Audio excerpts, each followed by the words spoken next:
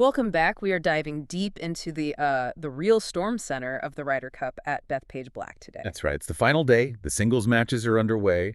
And, well, Europe holds this dominant lead. Yeah, a lead that puts them right on the verge of what would be a, frankly, historic road performance there in New York.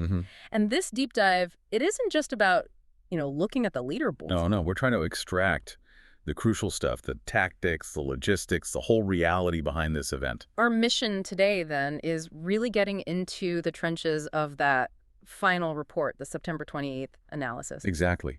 Understand the machinery behind all the high drama. We're looking at the competitive context, the surprising course strategy. The key players, obviously, and those almost military-scale logistics required just to manage this huge thing. It's colossal. We've got this stack of sources, details on everything from, player fitness to how volatile that New York crowd really is.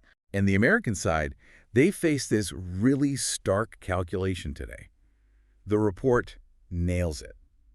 They need to win almost everything to keep the cup. Almost everything. So the big question is, did the way they set up Bethpage Black actually give them the window they needed for that kind of miracle comeback? That really is the crucial starting point, isn't it? Europe's way out in front, yes.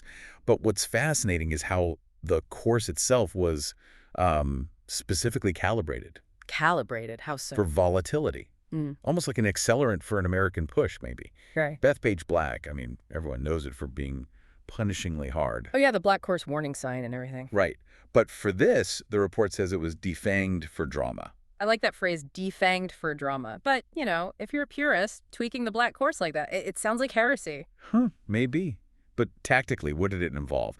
And why was it supposed to help the U.S.? Yeah, what's the thinking there? Well, it was a very deliberate strategy. The aim was to raise the scoring floor, basically, and minimize the chance of just guaranteed pars. Which helps the team that desperately needs birdies, the trailing team. Exactly. So they used some strategic forward tees, especially on certain par fives. They shortened the rough quite significantly. Okay. And preferred lies were also in effect, remember, because of all that heavy rain earlier in the week. Right, that makes sense. So in match play, if you're inviting birdies, maybe even eagles, you increase the possibility of really dramatic swings on almost every hole. So if the U.S. is facing this huge deficit, they have to be aggressive. Precisely. And these course modifications essentially rewarded that risk-taking. Okay, so the goal was basically to make the course look tougher than it actually played, upping the chance of plot twists. You got it. And we know the weather finally cooperated with that mission, which is absolutely vital for high-scoring golf. Yeah. Tell us about the conditions for Sunday. Absolutely vital. We saw that heavy rain Thursday, right? Then it was pretty breezy Friday, kept scores a bit tighter. Contrast that with Sunday's outlook. Clear sun, some cloud, temperatures getting up towards, 26 Celsius? Pretty warm for late September there. Yeah, and only light easterly winds. Just ideal scoring conditions, really, especially on turf that was already softened up. So the conditions were perfect for the U.S. to finally get going, to accelerate. They were. But the scoreboard coming into the day showed Europe had, already taken pretty good advantage of the course, even with its teeth slightly filed down. Still, the best course strategy in the world doesn't mean much if the players aren't sharp. How did Europe keep that edge? The report calls them crisp and businesslike. They really seem to marry precision with poise, In a way, the Americans struggle to match consistently. Let's look at the individuals then. Rory McIlroy. He played a lot of golf in the team sessions. He did. Heavy minutes. But the report says he looked physically fine. And what's critical is his mid-range stroke described as absolutely certain. And that's where you win match play, right? Converting those 12 to 15 footers. That's it, exactly. Then you've got the breakout star, Ludwig Åberg. What made him such a tone setter for Europe? Well, Åberg wasn't just hitting it long, he was hitting it long and straight. That towering ball flight takes a lot of trouble out of play. Minimizes the ground game issues, keeps him out of the nasty stuff Bethpage still offers off the fairway. When you have a player doing that consistently, it sets a relaxed tempo for the whole team. Definitely. And similarly, Tommy Fleetwood, his control was apparently top tier all week, just making fewer errors than his American opponents, especially crucial in foursomes. Okay, let's switch gears to the U.S. side then. The report really singles out one guy as the sort of engine of American emotion, Bryson DeChambeau. Yeah, he was absolutely the highlight and the main source of any American momentum, it seems. The report calls him the crowd accelerant. Well, crowd accelerant, I like that too. His thunderbolts, those 190-mile-per-hour missile drives, they weren't just long, they detonated the grandstands. Pure psychological lift. And early in the week, he was the only American really performing. Gaining strokes in session 1. Yeah. He's a player who doesn't just tolerate the bedlam around him. He seems to feed off it. He siphons energy from it, converts it into clubhead speed. It's quite something to watch. But we do have to talk about the single cloud hanging over Europe. Victor Hovland's neck injury. Yeah, that's the one potential fracture point for them, isn't it? He had to withdraw from the Saturday four balls. Tyrrell Hatton had to step in. Right. And this puts Captain Luke Donald in a really difficult spot for Hovland's singles match today. The big concern is that rarely used envelope rule. The report calls that rule a tactical headache. Can you unpack that for us? How does that play into Donald's calculations? It sounds like the U.S. actually gains an advantage. That's precisely right. It's a strange one. If a player is physically unable to compete, has to be scratched from the singles lineup. Okay. Before play starts, each captain secretly puts one player's name from their own team into an envelope. If the injured player happens to be the one whose name is in the opponent's envelope, then the opposing captain gets to decide something. Keegan Bradley, in this case, would get to choose which of his players sits out and receives the automatic half point from the withdrawn match. But if Hovland is not the name in the U.S. envelope, then Donald has to scratch Hovland, and the player Hovland was scheduled to play against simply gets a full point. No choice involved for Bradley. Wow, okay. Yeah. So either way, it's not ideal for Donald. He potentially loses control over a key point or even gifts one. Exactly. That uncertainty alone adds enormous pressure regarding Hovland's actual status this morning. Right. Here's where we can bridge that gap from the pure golf side to the logistical monstrosity of this whole event. It really is. The size, the sheer operational scale. Yeah. It's staggering. This isn't just an event. It feels like a temporary city pops up. And if you connect this to the bigger picture, the scale is just massive and relentless. It's a global commercial engine, right? Anchored by those worldwide partners. Aon, BMW, Capgemini, Citi, DP World, Rolex. Yeah. They established that global footprint. Exactly. Locally, you've got Discover Long Island driving the tourism push. And you can't forget the hidden infrastructure, the stuff people don't see. Like Heritage Landscape Supply Group, PBI Gordon. Handling the really specialized agronomic support needed just to keep the course playable under this level of, stress. Foot traffic alone is immense. 40,000 plus people descending on a public park course every single day. And you mentioned 0 on-course parking. That sounds chaotic. The report describes it as a daily Rubik's Cube for transportation. Everyone, absolutely everyone, relies entirely on these huge shuttle operations. From where? Miles away. From distant hubs like Jones Beach, the Farmingdale LIRR station. Think about that commitment. Spectators are committing hours just to travel. Gates opening super early, too, 7:30 a.m. Right, because of road closures that snarl the whole perimeter. Yeah. So this logistical hurdle, it means anyone who actually makes it onto the grounds. They're already pretty invested. Absolutely dedicated and probably operating on high-octane energy or maybe just extreme lack of sleep. That intensity, it translates directly into the soundscape. And the soundscape at Bethpage?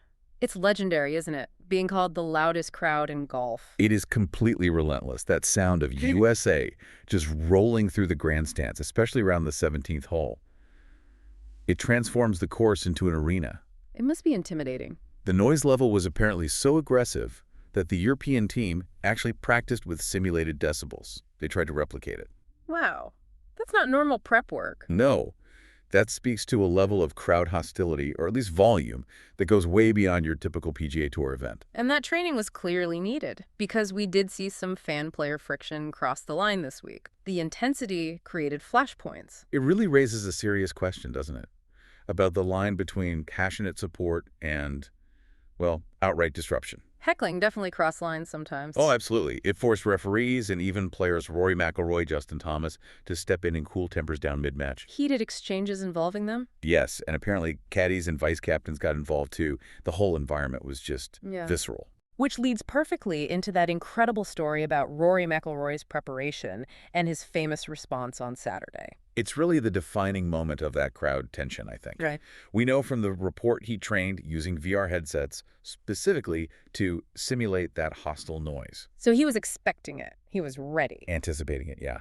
So when the volume spiked and the barbs got personal, he didn't just ignore them. What did you do? He answered them. Drained a spectacular 25-footer to win the hole, then turned to the gallery and delivered a very pointed, very audible shut up right at them. Wow. That takes some nerve. But that kind of intensity, it must demand serious security. It absolutely does. The New York State Police, they ran layered plans all week. Very thorough. Any specific measures mentioned? Yeah, they had specific bans on potentially disruptive items. Yeah. Oversized vapes, folding chairs, things people might use to irritate players or just take up too much space in crowded areas. Were there many incidents? There were interventions, definitely. But the system seemed to hold. No major criminal cases reported, which, frankly, given the potential volatility, is maybe a testament to the planning. Exactly. The fact they had to plan for that level of potential trouble says a lot about the Bethpage atmosphere. And to bring the scale of that whole scene home, let's look at the concession numbers. That energy is literally fueled by, well, beer, mostly. Yeah, largely, yeah. The concessions are a perfect snapshot of the crowd's dedication, maybe. Roughly 475,000 beers were projected to be poured for the week. 475,000, that's incredible. And these aren't cheap beers either. Premium pours near $19, seltzers around $16. Wow. The report even notes this new Bethpage ritual, an 8 a.m., 10-9-8 countdown at the concession tents. A countdown to start serving. Signaling the early start to the revelry. That tells you everything about how prime this crowd is hours before the first tee shot. Speaking of energy, the VIP meter was apparently humming too. Lots of celebrity presence. Oh yeah, the hospitality suites were completely saturated. Sponsors, high-profile guests. We saw Michael Strahan was there. Providing some needed levity, the report said. Joking about his WD-40 knees, yeah. A good reminder that even the VIPs are walking miles and miles on this huge property. But there was one massive name, a huge presence, notably absent. The elephant not in the room, yes. Tiger Woods. He declined a formal role. Still rehabbing that Achilles injury from back in March. That's right. Continuing his rehab. His absence, though, it removed this potentially massive emotional anchor the American team could maybe have leveraged. Definitely a loss for the U.S. side, even off the course. So, okay, let's step back from the beer lines and the celebrities. What's the real defining tension of this final day? I think the tension is defined by this contrast. Europe's almost flawless execution, right? That precision married to poise we talked about. Versus the U.S. needing to rely on something else. Raw pride. Perspective. Captain Keegan Bradley's message to his team room was apparently simple. Just win the session, one match at a time. Break it down. Exactly. The competition, despite the lopsided score coming in, has been visceral. Imperfect for sure, but completely gripping. Europe definitely owns the board, owns the narrative right now. The ultimate challenge for the Americans is, can they convert? Can they convert that raw energy from the loudest crowd in golf and the volatility they tried to build into the course setup? Can they turn that into an actual historic comeback? It all starts now, match by match. And maybe here's the final provocative thought for you to consider as you watch today unfold. That course modification strategy, right?